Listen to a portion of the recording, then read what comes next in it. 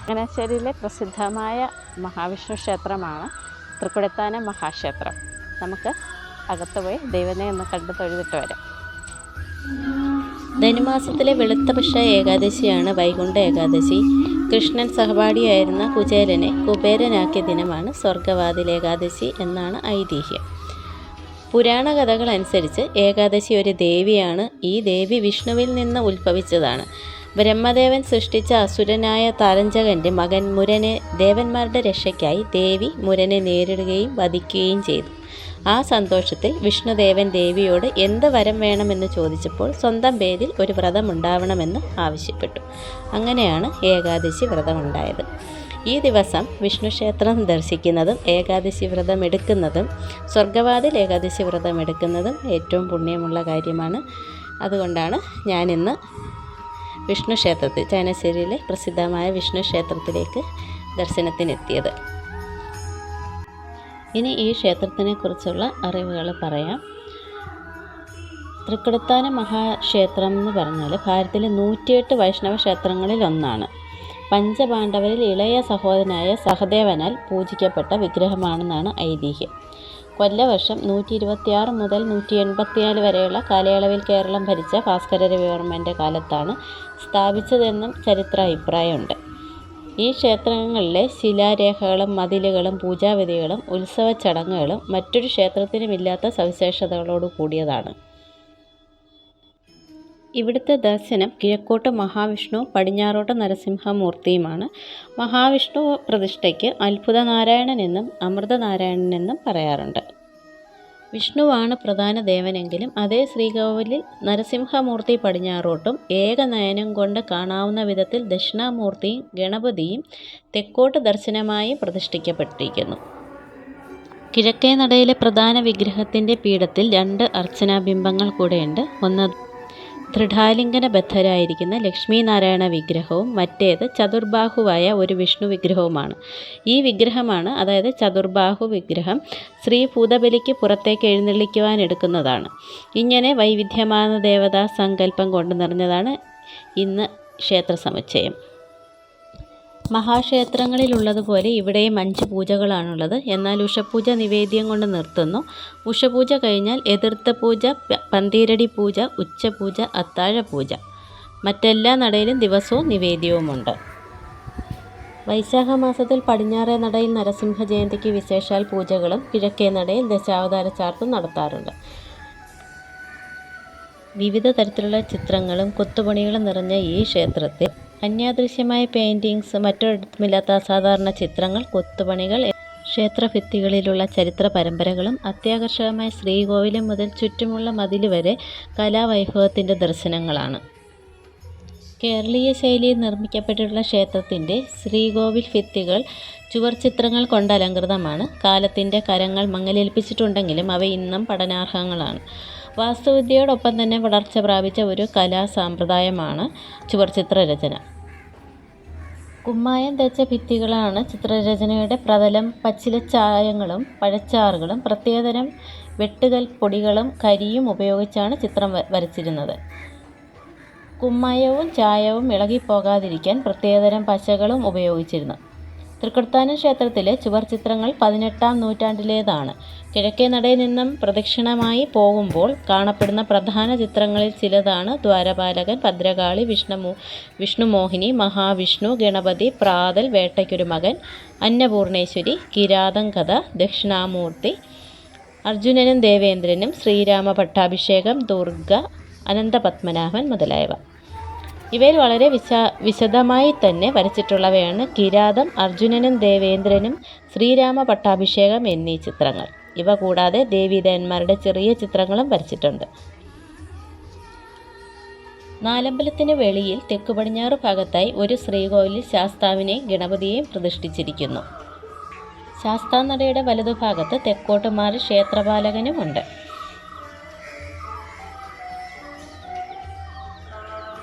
ശാസ്താനടയുടെ തെക്ക് ഭാഗത്ത് നാഗരാജാവിനെയും നാഗയക്ഷിയെയും പ്രതിഷ്ഠിച്ചു. ക്ഷേത്രത്തിലെ നിവേദ്യം ഇങ്ങനെയാണ്. കിഴക്കേ നടയിൽ വിഷ്ണുവിന് കദളിപ്പഴവും പാൽപ്പായസവും ചതുശതവും പടിഞ്ഞാറേ നടയിൽ നരസിംഹമൂർത്തിക്ക് ശർക്കര പാൽപ്പായസവും പാനകവുമാണ് പ്രധാന നിവേദ്യങ്ങൾ. ഇതിവിടുത്തെ വൃന്ദാവനമാണ്. ഇനി അങ്ങോട്ടേക്ക് കാണുന്നതാണ് പടിഞ്ഞാറേ നട. അമ്പലത്തിൻ്റെ പടിഞ്ഞാറേ നടയാണ്.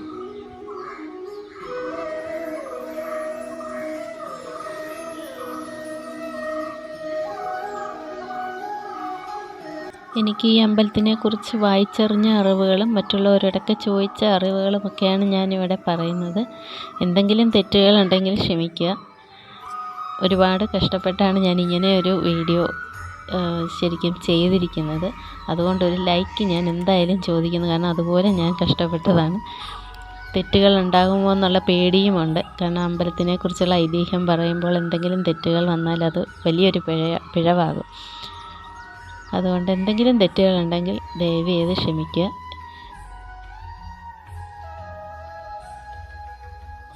നാലമ്പലത്തിൻ്റെ വടക്ക് പടിഞ്ഞാറ് ഭാഗത്ത് മതിൽക്കെട്ടിനുള്ളിൽ ഒരു ശ്രീകോവിലിൽ തിരുമാന്താംകുന്ന് ഭഗവതിയുടെയും തൊട്ട് തെക്ക് മറ്റൊരു ശ്രീകോവിലിൽ ക്ഷേത്രത്തിൻ്റെ ഉടമസ്ഥനാണെന്ന് പറയപ്പെടുന്ന ഒരു രക്ഷസിൻ്റെയും പ്രതിഷ്ഠ നമുക്ക് കാണാം. ഇതാണ് മഹാക്ഷേത്രത്തിൻ്റെ കിഴക്കേ നടയിൽ ഇടതുഭാഗത്ത് മതിലിനോട് ചേർന്ന് കാണുന്ന അമ്മച്ചിപ്ലാവ്. പ്ലാങ്കീഴിൽ കൊട്ടു. വളരെ പ്രായം ചെന്ന മുതുമുത്തശ്ശിയായി നിൽക്കുന്ന ഈ പ്ലാവിൻ്റെ പ്രായം നിർണ്ണയിക്കാൻ കഴിഞ്ഞിട്ടില്ല. സഹദേവൻ്റെ അഭിലാഷം സാക്ഷാത്കരിക്കുന്നതിനായി അഗ്നികുണ്ഡത്തിൽ നിന്നും വിഗ്രഹം പ്രത്യക്ഷപ്പെട്ട സ്ഥാനത്താണ് ഈ മുത്തശ്ശിപ്ലാവ് നിലനിൽക്കുന്നതാണ് വിശ്വാസം. ദീപം നടക്കുന്നത് ഇതിന് സമീപത്താണ്. 6-ാം ഉത്സവം മുതൽ 9-ാം ഉത്സവം വരെയുള്ള വൈകുന്നേരത്തെ ശ്രീഭൂത ബലിയുടെ 4ാമത്തെ പ്രദക്ഷിണ സമയത്ത് പ്ലാങ്കീഴിൽ കൊട്ട് നടത്തിയതിന് ശേഷമേ പുറത്തേക്ക് ദേവനെ എഴുന്നള്ളിക്കാറുള്ളൂ. ഈ പ്ലാവിൻ ചുവട്ടിലാണ് സഹദേവ സാന്നിധ്യം വിളിച്ചോതുന്ന സഹദേവ പീഠം. ക്ഷേത്ര ദർശനം കഴിഞ്ഞ് ഇനി നമുക്ക് പുറത്തേക്ക് പോകാം. പുറത്തേക്ക് പോകുമ്പോൾ നമ്മൾ നേരെ കാണുന്നത് തൃക്കടത്താനം വൈഷ്ണവ മഹാക്ഷേത്രത്തിൻ്റെ അസാധാരണമായ അനേകം പ്രത്യേകതകളിലൊന്നായ ക്ഷേത്രദർശനം ചെല്ലുന്ന ആളുകൾ വെളിയിൽ കിഴക്കേ നടയിൽ കാണുന്ന കഥ പറയുന്ന കരിങ്കൽ പ്രതിമയാണ്. ഒരു കരിങ്കൽ സ്തംഭത്തിൻ്റെ മുകളിൽ ഒരു മനുഷ്യൻ്റെ മലർന്നു കിടക്കുന്ന പ്രതിമ വിചിത്രമായ വിധത്തിൽ പൂണൂലും ശംഖും കിരീടവും ധരിച്ചിട്ടുണ്ട്. ഇവ മൂന്നും 3 കൂട്ടരുടെ അടയാളങ്ങളാണല്ലോ. ഒന്നും ഒന്നിച്ച് ഒരാളിൽ കാണുകയേയില്ല. കിരീടം രാജാവിൻ്റെയും ശംഖുമാനൻ്റെയും അടയാളമാണ്. ക്ഷേത്ര സന്ദർശകർ ഒന്നാമതായി കാണുന്നത് ഈ കഴിവേറ്റിക്കല്ലാണ്. കൈക്കൂലി വാങ്ങുന്നവരും രാജ്യദ്രോഹം ചെയ്യുന്നവരും ജനവഞ്ചന നടത്തുന്നവരും ആത്മാർത്ഥതയില്ലാത്തവരും നാടിനെ നശിപ്പിക്കുന്നവരും വധശിക്ഷയ്ക്ക് തന്നെ അർഹരാണെന്നും ദേശഭക്തിയും ഈശ്വരഭക്തിയും രണ്ടും രണ്ടല്ല ഒന്ന് തന്നെയാണെന്നും സത്യമില്ലാത്തവർ ജീവിക്കാൻ അർഹതയില്ലാത്തവരാണെന്നും മൂകമായ ഭാഷയിൽ ആ കരിങ്കൽ പ്രതിമ നമ്മളെ ബോധ്യപ്പെടുത്തുന്നു. കരിങ്കൽ പ്രതിമയുടെ കഥ പറഞ്ഞു വന്നപ്പോഴത്തേക്കും മുരുകക്ഷേത്രത്തിൽ ഞാൻ തൊഴുതു കഴിഞ്ഞു. ക്ഷേത്രമതിലിന് വെളിയിൽ തെക്ക് കിഴക്ക് ഭാഗത്തായിട്ടാണ് വിഷ്ണു ക്ഷേത്രത്തേക്കാൾ പഴക്കമുള്ളതെന്ന് പറയപ്പെടുന്ന ഈ സുബ്രഹ്മണ്യ പ്രതിഷ്ഠയുള്ളത്. കുംഭമാസത്തിലെ കാർത്തിക നാളിൽ സുബ്രഹ്മണ്യ ക്ഷേത്രത്തിൽ കാവടി മഹോത്സവം, എല്ലാ മാസത്തെയും ഷഷ്ഠി നാളിൽ പ്രത്യേക പൂജയും നടത്താറുണ്ട്.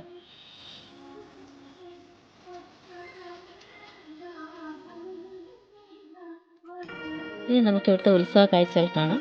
വൃശ്ചിക മാസത്തിലെ തിരുവാതിരയ്ക്ക് കൊടിയേറി 10ാം ദിവസം ആറാട്ടോടുകൂടി അവസാനിക്കുന്ന ദീപമഹോത്സവമാണ് ഇവിടുത്തെ പ്രധാന ഉത്സവം. അതിൽ 9ാം ദിവസം നടക്കുന്ന ദീപ എഴുന്നള്ളിപ്പാണ് ഏറ്റവും പ്രാധാന്യം. ദീപയുടെ ഐതിഹ്യം പറയപ്പെടുന്നത് ഇങ്ങനെയാണ്. പഞ്ചപാണ്ഡവരുടെ അപേക്ഷയനുസരിച്ച് കൃഷ്ണൻ അദ്ദേഹത്തിൻ്റെ ഓരോ വിഗ്രഹങ്ങൾ ധർമ്മപുത്രൻ, ഭീമൻ, അർജുനൻ, നകുലൻ എന്നിവർക്ക് നൽകി. എന്നാൽ സഹദേവന് ആരാധിക്കുവാനുള്ള വിഗ്രഹം ലഭിച്ചില്ല. അതിൽ അദ്ദേഹം വളരെയധികം ദുഃഖിതനായിരുന്നു. വിഗ്രഹം ലഭിക്കുവാനായി വളരെയധികം ആഗ്രഹിച്ചു. അതിനുവേണ്ടി അദ്ദേഹം അതികഠിന തപസ്സെടുത്ത് അഗ്നിദേവനെ അഭയം പ്രാപിച്ചു.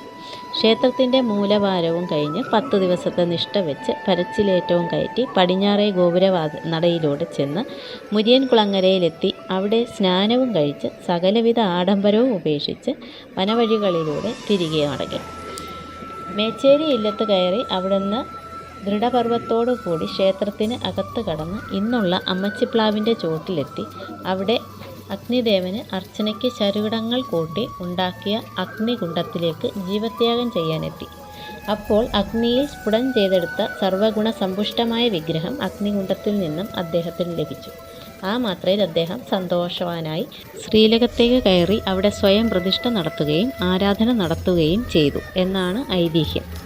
അങ്ങനെ ദേവറുകളാൽ പൂജിക്കപ്പെട്ട വിഗ്രഹമാണ് തൃക്കൊടിത്താനത്തുള്ളത് എന്നാണ് വിശ്വാസം. ഇതിനെ അനുസ്മരിപ്പിക്കുന്നതാണ് ദീപമഹോത്സവം.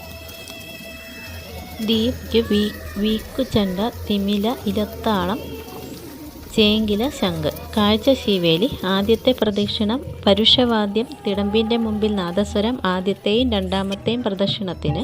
മൂന്നാമത്തെ പ്രദക്ഷിണം ചെണ്ടമേളം. ആദ്യത്തെയും രണ്ടാമത്തെയും പ്രദക്ഷിണ മധ്യേ തെക്കേ ബലിക്കല്ലിൻ്റെ പടിഞ്ഞാറും നരസിംഹസ്വാമി നടയിലും വടക്കേ നടയിലും എഴുന്നള്ളിച്ച് നിർത്തി വാദ്യമേളങ്ങൾ നടത്തുന്നു. ശരകുടം 3 കോൽ ചുറ്റളവുള്ള ചതുരക്കൂട്ടായ ശരകുടത്തിന് കമുകും വാരി കൊണ്ടുള്ള കോടി കഴുക്കോൽ 18 അങ്കുലം നീളവും നേർഗണ 16 അങ്കുലവും പിണ്ടി നീളം 8 അങ്കുലവുമായ ചട്ടത്തിൽ വാഴപ്പോളകൾ അടുക്കി വെച്ച് അതിൻ്റെ മുകളിൽ 8 അങ്കുലം നീളമുള്ള 1008 ശരകോൽ കുത്തുന്നു. ശരത്തട്ട് 156 അങ്കുല ചതുരത്തിൽ 16 വാഴപ്പിണ്ടിയും 36 നേർഗണയും കോടി 4 എണ്ണവും വെച്ചാണ് ശരത്തട്ട് നിർമ്മിക്കുന്നത്. പഞ്ചതീർത്ഥക്കുളം എന്ന് വിശ്വസിച്ചു പോരുന്ന ക്ഷേത്രക്കുളത്തിലാണ് ആറാട്ട് നടത്തുന്നത്. ദീപ കഴിഞ്ഞ് പള്ളിക്കുറുപ്പ്, പള്ളിയുണർത്തൽ, ആറാട്ട് ക്രിയകൾ, ആറാട്ട് ബലി, കൊടിയിറക്ക്. കിഴക്കേ നടയിലെ കൊടിയിറക്കിയതിന് ശേഷം പടിഞ്ഞാറേ നടയിലെ കൊടിയിറക്കുന്നു. അതിനുശേഷം ആറാട്ടെഴുന്നള്ളിപ്പ്. ആറാട്ട് മണ്ഡപത്തിൽ പൂജയ്ക്ക് ശേഷം തിരിച്ച് ക്ഷേത്രത്തിൽ പ്രവേശിച്ച് 81 കലശവും പടിഞ്ഞാറേ നടയിൽ നവകവും നടത്തി ഉത്സവ ചടങ്ങുകൾ പര്യവസാനിക്കുന്നു. ഇത്രയുമൊക്കെയാണ് എനിക്ക് ഈ അമ്പലത്തിനെക്കുറിച്ചുള്ള അറിവുകൾ. ഇതിലെന്തെങ്കിലും തെറ്റുകൾ വന്നിട്ടുണ്ടെങ്കിൽ എന്നോട് ക്ഷമിക്കുക. തെറ്റുകൾ ഉണ്ടെങ്കിൽ അത് കമൻറ്റ് ബോക്സിൽ അറിയാവുന്നവർ അറിയിച്ചു തന്നാൽ അറിയാൻ വളരെയധികം ആഗ്രഹമുണ്ട്. ക്ഷമയോടെ ഇത്രയും നേരം ഈ വീഡിയോ കണ്ടതിന് നന്ദി. അപ്പോൾ ഇന്നത്തെ വീഡിയോ എല്ലാവർക്കും ഇഷ്ടമായെങ്കിൽ ലൈക്ക് ചെയ്യാനും ഷെയർ ചെയ്യാനും സബ്സ്ക്രൈബ് ചെയ്യാനും മറക്കരുത്. Thank you.